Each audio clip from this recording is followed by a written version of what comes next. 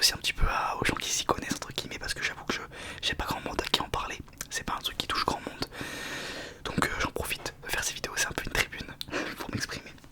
Alors j'ai acheté ce contrôleur il y a maintenant une semaine et demie je pense, et j'ai mixé avec pour mon premier set DJ. Alors on va d'abord mettre les termes. Mon premier set DJ c'est vraiment quelque chose de très court. Alors j'ai mixé dans un petit bar de ma ville, ce que je connaissais parce que je sais que c'est un métier, un hobby qui est quand même très bouché. Il y a des très très bons DJ qui ne peuvent jamais mixer parce qu'il n'y a pas de place en fait. Il y a des DJ résidents qui sont résidents dans leur boîte. Quand je dis résidents, c'est qu'ils mixent quotidiennement, non, hebdomadairement, quasi 3 fois par semaine dans la même boîte. Ça bloque un petit peu les portes. Donc moi j'ai eu la chance de pouvoir faire ma première fois en tant que DJ dans un petit bar. Alors il y avait quasi personne, mais tant mieux parce que c'était plus pour voir comment je m'en sortais devant des gens, même si c'est 5 personnes ou 2000, la finalité c'est la même. C'est pas la même, mais t'as envie de faire bien, t'as envie de bien faire plutôt. Et donc quand j'ai appris que je pouvais mixer, parce que c'est moi qui ai envoyé le message à mon ami, et quand j'ai appris que j'avais le droit, que j'avais ce petit moment, donc j'ai mixé 1 heure à peu près, j'ai fait la warm-up, ça s'appelle, des grands mots, pour dire que j'ai mixé avant le vrai DJ résident qui est là 1 fois par semaine je crois, donc j'ai mixé avant lui, et donc j'ai juste chauffé la salle, je dirais, c'est un grand mot encore une fois. J'ai passé les sons que j'aimais bien, et j'ai fait des transitions que j'aimais bien, et j'ai mixé comme j'aimais, donc c'est ça qui m'a tenu à cœur, j'étais content de le faire, vraiment ça m'a plu, j'adore faire ça. Alors je ne me prétends pas être DJ parce que c'est un vrai métier et j'ai un autre métier à côté, je ne peux pas faire ça tout le temps, et c'est vraiment un vrai métier, pour ceux qui en doutent encore, et donc je ne suis pas DJ. Et être DJ c'est quoi? C'est pas seulement mixer en club, c'est chercher des bons sons, savoir pas prévoir des sets, parce qu'on ne prévoit pas un set. Un set c'est les heures que tu passes devant les gens et les musiques que tu passes, ok. Je sais qu'il faut pas prévoir ces sets, mais quand je dis prévoir, c'est ajouter des musiques à sa clé USB pour pouvoir ensuite les jouer. Il faut pas les prévoir, mais je veux dire, tu prévois les sons que tu vas passer, je veux dire, tu fais ta petite playlist quoi. Il faut savoir s'adapter aux gens qu'il y a devant toi. Bon, moi en l'occurrence, j'avoue que j'ai mixé un peu ce que j'aimais, vu qu'il n'y avait pas grand monde et que les gens, voilà, ils faisaient leur vie quoi, c'était pas concentré sur le DJ, c'était pas une boiler room quoi. Donc ce petit contrôleur là que j'ai acheté il y a pas longtemps, je l'ai acheté en grande partie grâce à vous, grâce à l'argent que je gagne sur YouTube, donc merci. Mais voilà, et donc pourquoi je l'ai acheté? Parce que celui que j'avais avant était vraiment trop primaire. Ça suffit largement pour commencer. Le TDJ 200 de chez Pioneer, c'est pareil, c'est la même marque, mais c'est le FLX4. C'est écrit juste là, regardez. Juste là, FLX4. Donc c'est de l'entrée de gamme, ça coûte 300€. C'est déjà très cher en réalité pour pas pour ce que c'est, mais c'est un hobby donc c'est très cher. Et de toute façon c'est très cher, ce domaine là c'est très cher. Alors vous pouvez commencer avec des petits contrôleurs à 150, 200€, mais c'est vrai que si vous avez l'argent pour et que ça vous intéresse, partez directement là-dessus, ou alors sur le 400, je crois que c'est le même prix, le TDJ 400, je crois que c'est pareil, les fonctionnalités sont les mêmes. Alors moi je vais répondre à quelques questions qu'on m'avait posées sur Insta, les très bonnes questions. Je mixe sur Recordbox. Alors il y a plein de comment on appelle ça, de software, de logiciels DJ. Il y en a Virtual DJ, Serato, Recordbox, DJ, il y en a un milliard. Le plus répandu dans mes souvenirs c'est Recordbox et Serato, mais je pense que c'est plus Recordbox. Et en fait je me suis forcé à mettre là-dessus parce qu'avant j'étais sur Virtual DJ qui est beaucoup plus primaire encore une fois, mais quand tu veux commencer ça suffit largement. Mais je me suis forcé à aller sur Recordbox qui est beaucoup moins, il donne moins envie disons. Mais en fait le problème c'est que quand tu passes sur du plus gros matos, je vais vous expliquer ce que je veux dire par gros matos. En gros, je vous ai montré là cette platine, ce contrôleur, il lui faut un ordinateur pour fonctionner. Les contrôleurs plus chers, plus que vous voyez dans les clubs, enfin que vous regardez peut-être même pas parce que vous vous en foutez, mais ils marchent tout seuls entre guillemets, ils sont juste branchés à l'alimentation et aux enceintes. Et en fait le logiciel est déjà sur la petite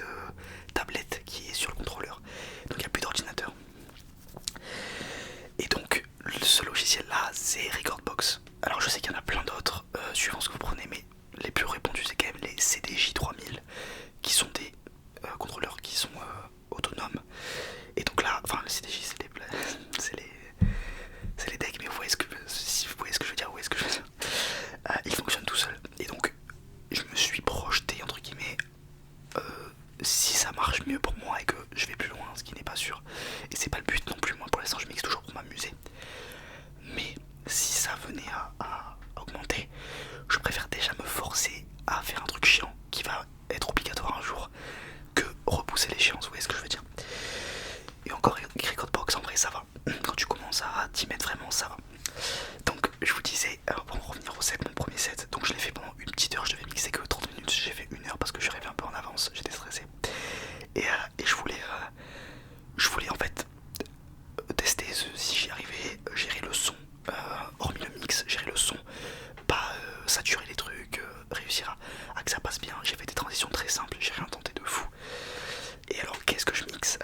On en vient là, déjà la playlist que vous avez sur Spotify, la house, alors je mixe de la house, de l'afro house, de la deep house. C'est des gros termes, je pense que vous connaissez tous la house, même si vous vous intéressez pas trop au mix. Mais la house c'est le truc de base, vous savez c'est un peu ambiance été.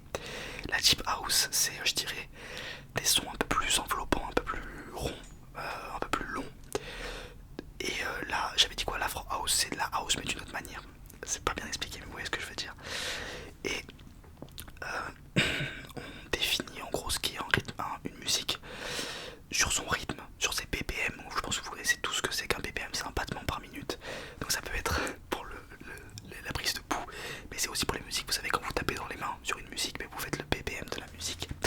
Et la house ça va entre 120, 125, 130, ça peut être 115 en vrai, et ça peut être 127, mais c'est rarement au-dessus. Et quand c'est au-dessus, on passe sur de la deep house, de la techno, je dirais. Techno c'est peut-être un grand mot.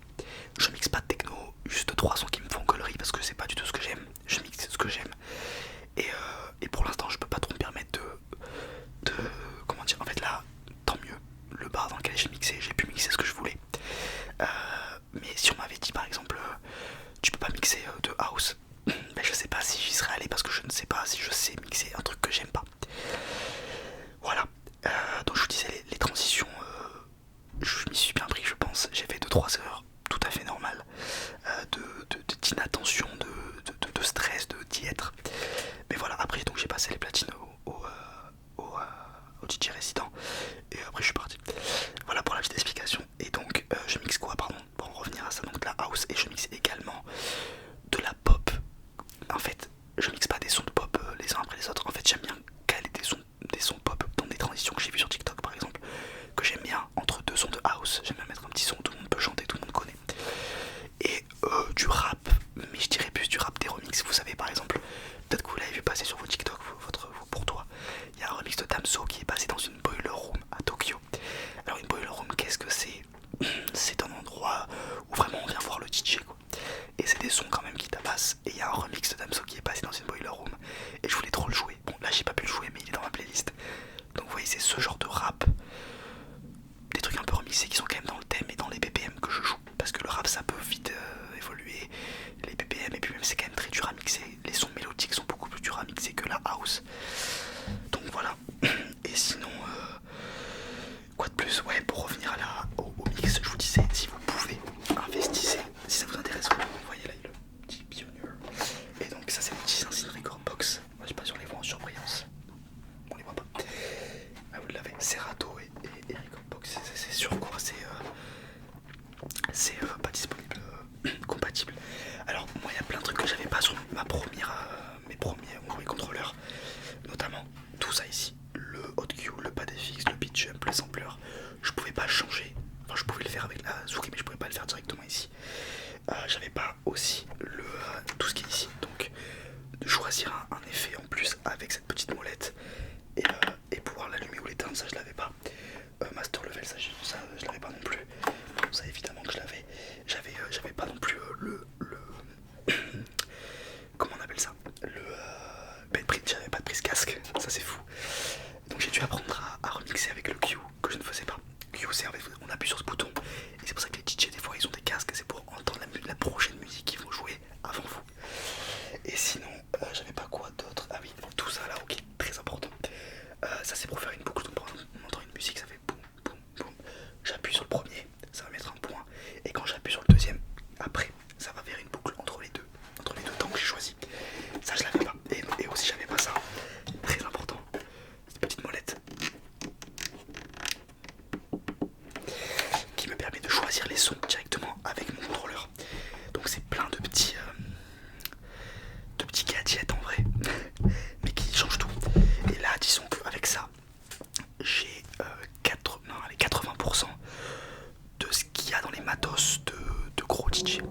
Donc c'est en vrai assez ouf pour ce prix là, mais il y a encore beaucoup mieux et on verra plus tard. Pour l'instant ça me suffit largement, que j'arrive à gérer déjà ça. Je commence à... ça va normalement, mais on sait jamais. Voilà, je pense que je vous ai tout dit. Si vous avez des questions, je suis grave preneur, j'adore parler de ce sujet parce que voilà, ça me passionne en ce moment et je suis preneur pour tout, quels que soient les conseils, sur les sets, sur les musiques que vous jouez, sur quoi que ce soit, je suis preneur. Et je vous dis à bientôt, je vous tiens au courant pour mes actus